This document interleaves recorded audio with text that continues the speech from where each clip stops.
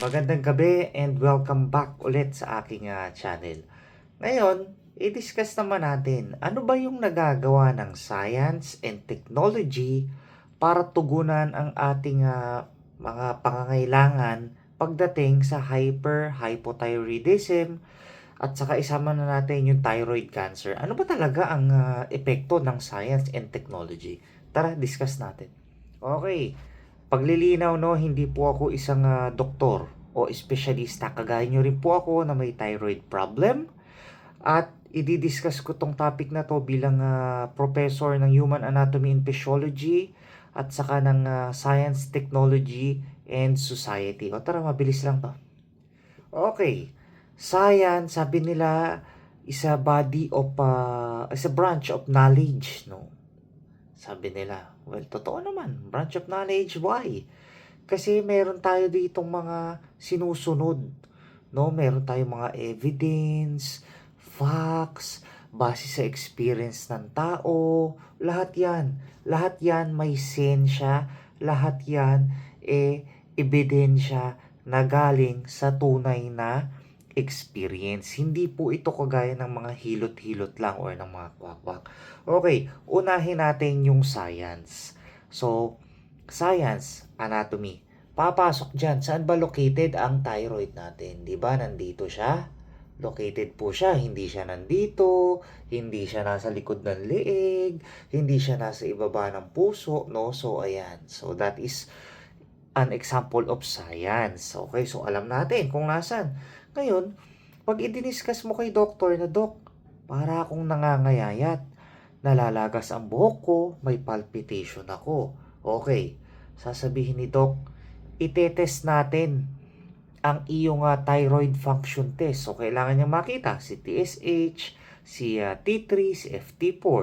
So, doon naman papasok yung technology. Imagine, kukunan tayo ng blood, itetest, after 1 day or after 12 hours, may result ka na. Makikita ngayon doon. That is technology. See? Ganon kasimple. So, nakita nga ni doktor na ito ang result ng iyong thyroid. Another technology. Gagamitan tayo ng ultrasound. Okay. Ultrasound. Tiningnan ang ating leeg, ang palibot. Okay. May nakitang bukol. May nakita po akong bukol. No, kailangan nating makasiguro. Anong nangyari? Biopsy. Okay? Another science and technology. Okay, located po siya rito. Ipapasok ang needle. Kukunan tayo ng sample o ng laman sa thyroid. Makikita ngayon ni doktor kung malignant o kaya benign. Okay? See? So, ganun po, no? Ganun po ang science and technology pagdating sa health. Alright? Hindi siya basta kinapa.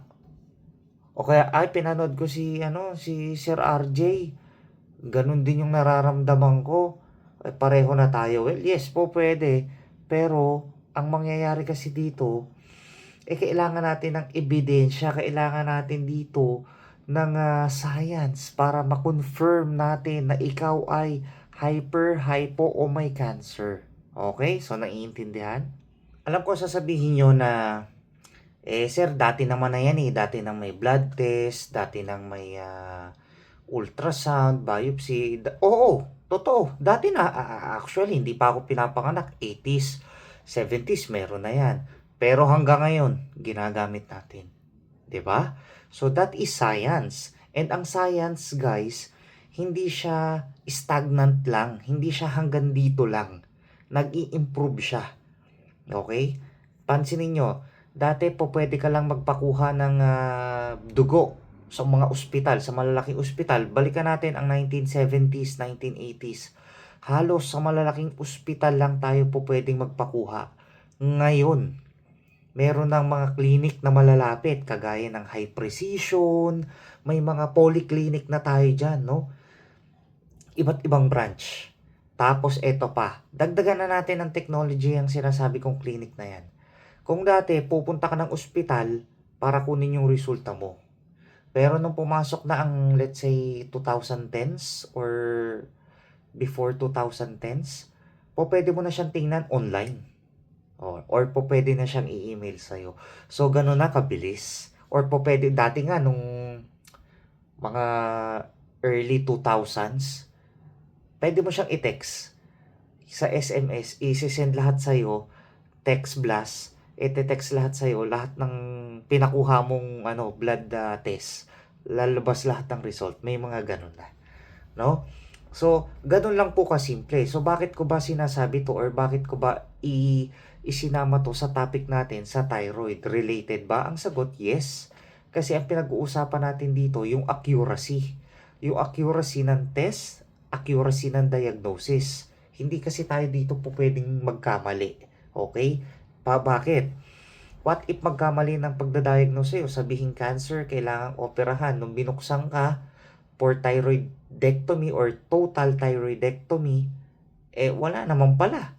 Or hindi naman pala cancerous, di ba? May mga ganon. So, kailangan ditong makasiguro. Okay? Para makasiguro din si doktor kung ano ba yung tamang gamutan or tamang management para sa isang pasyenteng may hyper, may hypo, may goiter, may cancer, no?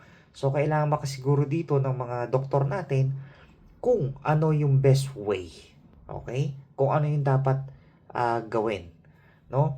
So, dito na pumapasok din yung mga pag-inom natin ng Tapdin, ng levothyroxine. Imagine ito, ako hypothyroid. Ngayon, kung hindi ako iinom ng metimasol ng levothyroxine, well, pwede akong magkaroon ng mga iba't ibang klaseng komplikasyon at mauwi sa pagkamatay. But because of science and technology, may ganong kaliit na tableta na iniinom ko at siyang nagdurugtong ng buhay ko sa araw-araw. Imagine, that is science and technology. Okay? Kung maniniwala ka sa tapal-tapal, edi good luck. Kung maniniwala ka sa mga albularyo, good luck po. Okay? Nirerespeto ko ang opinion mo, paniniwala mo, but again, sa science po ako naniniwala sa may ebidensya at patunay na nakakapagpagaling at nakakapagpahaba ng buhay. Imagine, yung maliit na levothyroxine na yun, pag tinake natin, siya magiging FT4 natin at i-convert po siya ng ating cells ng liver into T3. At siyang nagiging, way natin para makapag-metabolize tayo, maging normal ang ating heart rhythm, ang heart rate, ang brain function, growth and development, and everything. See? That is science and technology. Without science, without technology, so paano na yung may mga gantong sakit natin? Okay? I hope na iintindihan nyo yung flow ng ating discussion. Kasi simple lang naman yan. Ganito kasi yun guys, mga ka-thyroid. Kung ako maniniwala sa tapal-tapal lang o sa mga herbal lang na binibenta ng kung sino-sino without facts, evidence, or research, wala pong mangyayari sa atin. Okay? Hindi po tayo gagaling ng basta-basta lang. Kasi guys, kaya nga tayo may siyensya, meron tayong teknolohiya para mas maintindihan natin yung mga bagay-bagay. Well, hindi naman perfect ang science. Hindi rin perfect ang technology. Pero, meron tayong kapasidad para umunlad at umangat. Dati, tuberculosis, walang gamot. Pero way back, kung hindi ako nagkakamali, way back 60s, way back 70s, dumami ang gamot natin, no? Nagkaroon tayo ng rifampicin, ethambutol. And imagine, yung mga sikat nating mga bayani namatay because of tuberculosis. See? Diba? Dati walang gamot yan. Rabies, dati walang gamot yan.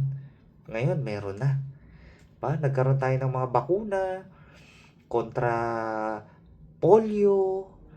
Diba? Mga ganyan. Nagkaroon tayo yan because of science and technology.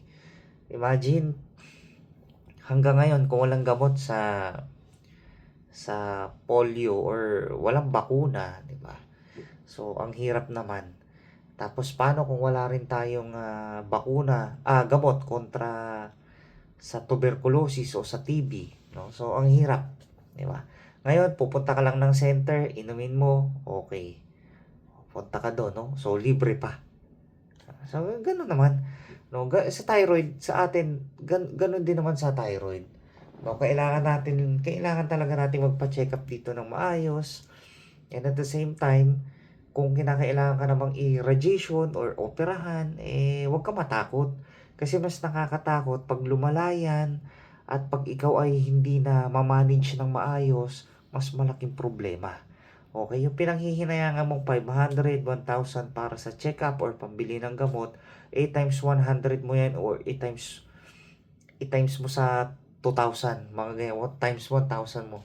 So, ganun. No? Kung hindi yan makokontrol, higit pa doon ang magagastos natin. Okay? Sir, ano ba ang latest na produkto ng science and technology sa era natin ngayon? Ngayon 2026, ngayon 2025, no? Okay, nasa mga cellphone nyo na, nasa mga hawak na natin, no?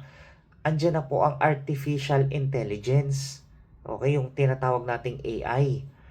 Ngayon, buksan mo lang yung simpleng Gemini mo o si ChatGPT mo. Ilagay mo doon, for example, ano ba yung okay kainin ng isang pasyenteng may hyperthyroid or hypothyroid. Ilagay mo doon yung gender mo, yung latest result mo ng FT4, TSH, at saka yung blood pressure mo, yung mga ganyang bagay, kukumputin niya yun, bibigyan ka niya ng magandang diet, magandang management, pati exercise ilalagay niya. That is science and technology. See? Ganun lang kasimple. Okay? Pwede ka rin yan turuan kung anong best time mo dapat tinitake ang levothyroxine followed by your meal o kaya kung may iniinom ka pang ibang gamot, no? For example, sa akin kagaya ko yung Febuxostat, no, kung may ganun ka pang iniinom, no, tuturuan ka niya. Okay? Tapos po pwede niyang computein kung gaano kadaming calories lang ang pwede mong kainin or ano yung for everyday diet mo. Nasubukan mo na? Ako, oo. Nasubukan ko na. So, ganun na po ang technology natin. Kailangan po talaga nating i-explore. Kailangan po nating ma-experience kung para saan yun. Andyan sa mga cellphone nyo. I'm sure mas magaganda pa yung phone nyo kaysa sa akin. 'Di ba? Yung Gemini, oh my goodness, ang galing. Kayang-kaya niyang computein. Kayang-kaya niyang makita kung gaano kataas yung fats, yung sodium, kung ano yung gusto mong i-type doon. Lalabas po siya. Kung hindi ka naman comfortable na gumamit ng Gemini, you can download the calorie calculator. Po pwede yun. 'Di ba? Po pwede niyang tingnan kung ano yung kinakain mo. Po pwede rin niyang tingnan kung ano yung dapat mong kainin base sa latest result ng laboratory mo. See? So, simple as that. 'Di ba? So, ganun na po kasi yung mundo natin.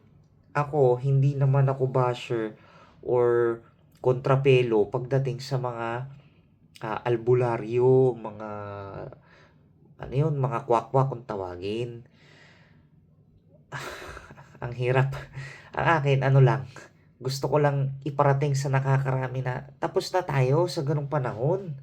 Okay, kaya marami ring napapahama kasi sa may mga taong ganun na nagbibigay ng mali-maling information. Okay? So, mali yun. Okay? So, dito tayo sa may ebidensya, sa may napatunayan. O imagine, tatapalan ka ng dahon para dito raw sa thyroid mo, sa goiter mo. Tanungin mo, anong rasyonale? O anong reason behind that? Ano yung science behind that? Wala. See? So, ganun lang yung gusto kong paratingin po sa atin. Ha? Okay? So, paano? Masyado na akong madaldal, no? So, ang akin, simpleng payo lang mga ka-thyroid. Kasi, po pwede nating padaliin ang buhay natin sa pang-araw-araw sa tulong ng bagong technology at patuloy na umuusad po ang siyensya. Hindi po siya nahihinto lang, hindi po natutulog ang science. Tuloy-tuloy po tayo sa pag-arangkada. Okay? Minsan, step by step. But again, yung step by step na yon, ang dami nating natututunan. Okay? So, paano? Thank you for watching and God bless everyone. Mabuhay po tayong lahat.